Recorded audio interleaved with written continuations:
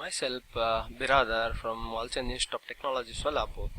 Today I am going to discuss about Kepler's laws for planetary motion. There are three basic laws have given by scientists called Kepler's.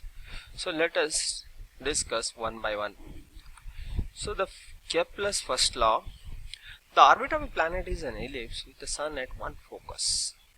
Or, in other words, the path of the planets about the sun is elliptical shape, with the center of the sun being located at one focus. You can see this diagram.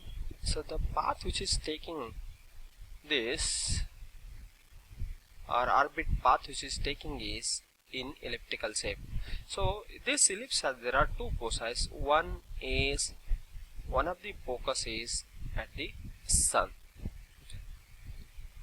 This is what the first law, Kepler's law, says.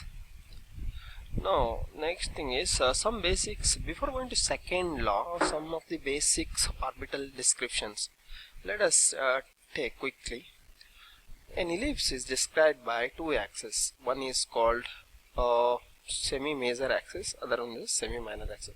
See the diagram given is elliptical shape. So first you need to know is what ellipse is. So when it deviates a perfect circle of one of its side, then it becomes elliptical shape. So elliptical shape is not it is not a circular in nature. It has definitely, there is a change in radius from its center. So one side it is very long, that is a maximum distance from the center to its orbit, that is called semi-major axis, and other side which is a very smallest distance from the center to the orbit, that is called semi-minor axis. When you look for the area of this ellipse, so pi into semi-major axis multiplied by semi-minor axis. When it is a perfect circle, then semi-major axis and the semi-minor axis are equal. Then it becomes the area of the circle, pi r square. Now let us move about the orbital speed. When you see all depends on satellite revolves around the earth, or satellite stays in orbit, stays in orbit because of the equal forces. So one is towards earth, that is gravitational force, that is called centrifugal force, and the other one is centrifugal force, it is going out of the earth. When these two are equal, then satellite stays in its orbit. You can see this diagram. There are balls which are revolving, and these balls try to move away from the base at the center given, and that will be connected to the base or firmly attached to the base. So one which is firmly attached, or it will drag towards, that is nothing but a base, that you can call it as a centripetal force. One which is rotating and then it will try to move away from that stand or base, then that is called the centrifugal force.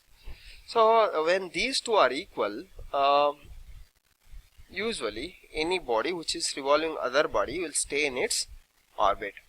So let us see, that is nothing but velocity with these two expressions. Centripetal force is equal to centrifugal force, then centripetal force is equal to G into capital M into small m divided by r square, where G is the gravitational field, M is the mass of the earth, and small is the M is the, that is satellite. So divided by r square, that is radius of the orbit, that's equal to mv square by r, where again small m is mass of the satellite which is going to revolve around earth, and v is the velocity of the satellite which is going to travel, and then r is the again radius. Now this small m get cancels, one r will get cancelled, and then v square is equal to capital G into m divided by r. With this expression, that is the velocity of the satellite, straight away defines that when radius of the orbit is very larger, then velocity is very small. That means when satellite comes near to the earth, then it goes very high speed. When it goes away from the earth or furthest distance from the earth, then it is velocities or speed is very less. Larger radius orbit means lower speed. Within an ellipse, larger distance gives also gives lower speed. Let us discuss about the Kepler's second law. So the statement says that the line joining a planet and the sun sweeps out equal areas in equal time.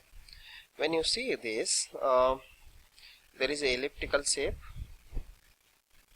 This is, assume that this is Earth. There is a satellite is revolving around this Earth with an elliptical orbit. As you discussed, when the satellite comes near to this Earth, it travels high speed, that is, it passes rapidly. When it goes away from the furthest distance from this Earth, definitely it takes slower speed. So it keep varying, that is the speed of the satellites when revolving with the other body. You can see there are two things here. The time it is going to take is delta t.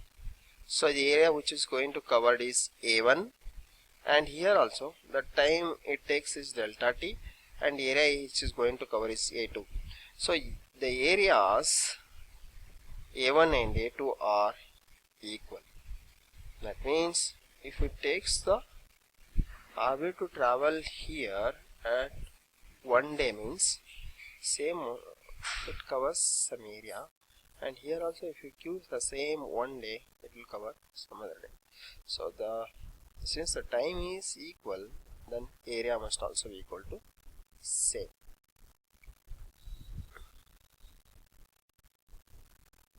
Next, orbital speed that we have discussed.